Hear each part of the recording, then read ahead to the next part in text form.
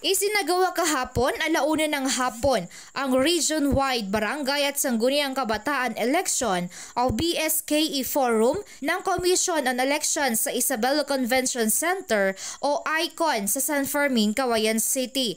Ilan sa mga pag-uusapan sa nasabing forum ay ang mga dapat at hindi dapat gawin bago ang nakatakdang paghain ng Certificate of Candidacy o COC sa ika-28 ng Agosto taong kasalukuyan, kung saan pangunahan ito ng speaker mula sa head office ng COMELEC. Target din ng COMELEC na imbitahan ang mga kabataang nagnanais na maghain ng Certificate of Candidacy, gayon din sa mga nais namang tumakbo bilang opisyal ng barangay.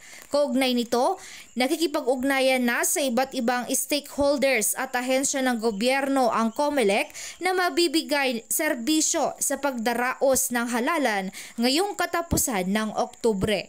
Mula dito sa Ilagan, Isabela, Jardel Inere para sa Radyo Alternatibo Balita Nationwide.